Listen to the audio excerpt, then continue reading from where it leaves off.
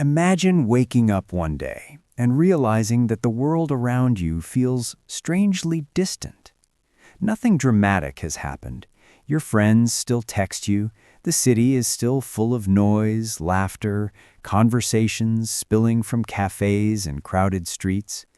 People continue their lives exactly as they always have. And yet, something inside you has quietly shifted. You sit in a room full of people, listening to their conversations, their jokes, their endless discussions about things that seem oddly empty. They laugh loudly, filling the air with a kind of effortless connection. But you feel like an observer, not superior, not necessarily lonely, just separate.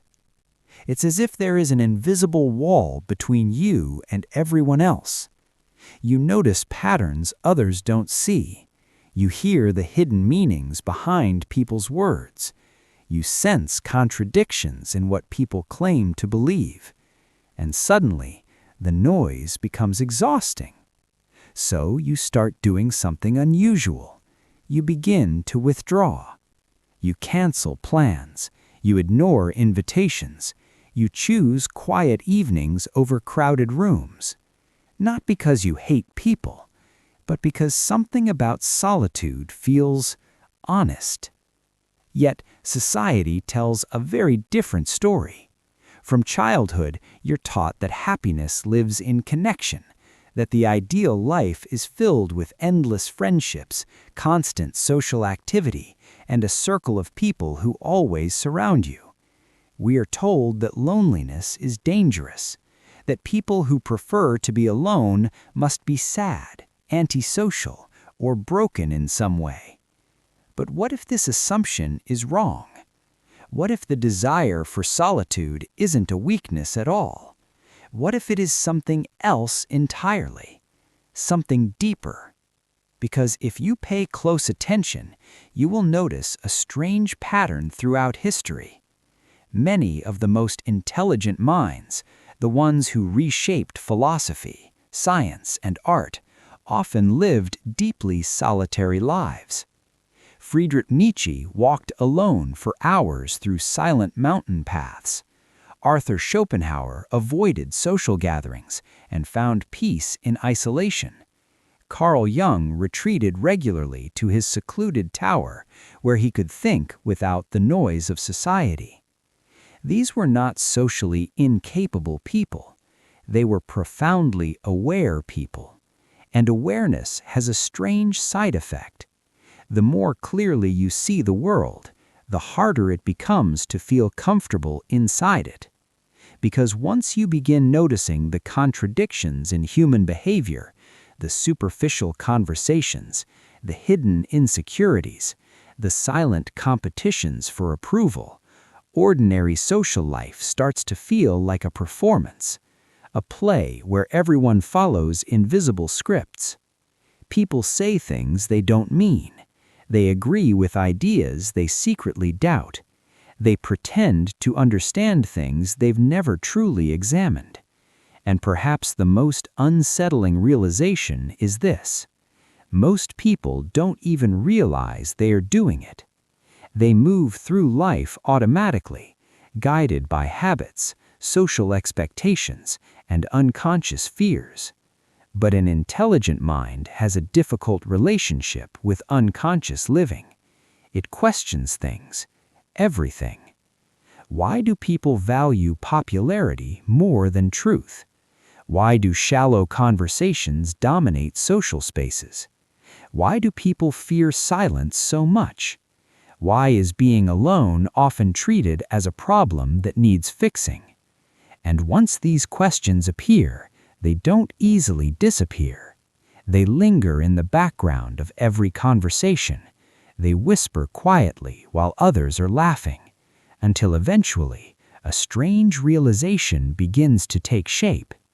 Maybe solitude isn't the problem. Maybe it is the consequence. Not the result of weakness, but the natural response of a mind that refuses to sleep through life. But if that's true, another question quietly emerges. a dangerous one. If intelligent people often drift towards solitude, what exactly is pushing them away from everyone else? Is it society? Is it human nature? Or is there something about intelligence itself that slowly creates distance between a person and the world around them? Because the deeper you look into this question, the more unsettling the answer becomes. And once you see it, you may never experience social life the same way again. 2. The hidden problem and its psychological roots. There is a quiet psychological tension that intelligent people experience, one that rarely gets discussed openly. It is the tension between awareness and belonging. To understand it, you have to first understand something uncomfortable about human nature. Most social interactions are not built on truth. They are built on comfort. Human beings are deeply social creatures, but that social structure comes with an unspoken agreement. We smooth over reality to keep relationships stable. We exaggerate our happiness. We soften our doubts. We avoid conversations that might disturb the emotional balance of the group. In many ways, society functions because people collectively agree not to look too deeply. But an intelligent mind has difficulty honoring that agreement. Psychologist Carl Jung believed that one of the most painful stages of psychological growth occurs when a person becomes aware of what he called the collective unconscious. This is the invisible psychological force that shapes how societies think, behave, and judge. Most people move within it unconsciously. They adopt the beliefs, values, and social behaviors of the culture around them. But when someone becomes more psychologically aware, they begin to see the structure behind the curtain. They notice how opinions spread through imitation rather than thought. They notice how fear of rejection silently controls people's behavior. They sense contradictions in what people claim to believe. And this awareness changes something fundamental. Conversations start to feel scripted. Group opinions begin to feel fragile. Social rituals start to feel strangely artificial.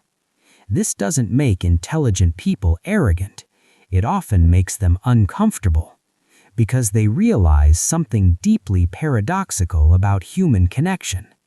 To fully belong to most social groups, you must partially silence your awareness. You must laugh at jokes you don't find funny. You must agree with ideas you secretly doubt. You must avoid digging too deeply into uncomfortable truths.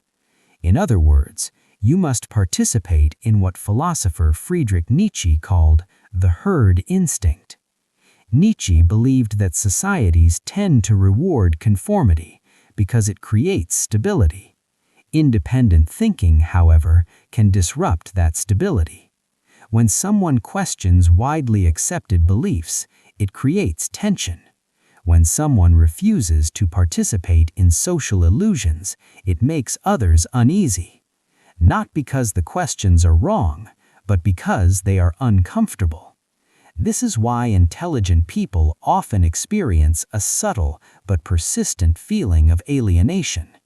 They are not trying to separate themselves from others, but their minds naturally move in directions that most social environments quietly discourage. Arthur Schopenhauer once wrote that intelligent people find solitude appealing because it frees them from the exhausting task of constantly adjusting themselves to the expectations of others. And that adjustment happens far more often than people realize. In group settings, people are constantly monitoring how they appear. They adjust their opinions. They soften their ideas. They filter their thoughts to avoid conflict or disapproval. But for someone who values truth and intellectual honesty, this constant filtering can feel mentally draining. It is not simply about introversion. It is about cognitive friction. A mind that constantly analyzes, questions, and reflects cannot easily relax inside environments that reward simplicity and social harmony over depth. This is where solitude begins to change its meaning. For many people, being alone feels like isolation, but for an intelligent mind, solitude often feels like clarity. It is the rare space where thoughts don't need to be edited, where curiosity can move freely, where difficult questions can be explored without disturbing anyone else's comfort. Yet this creates another quiet conflict, because while solitude brings intellectual freedom, humans still need connection. And this tension between intellectual independence and emotional belonging is one of the deepest psychological dilemmas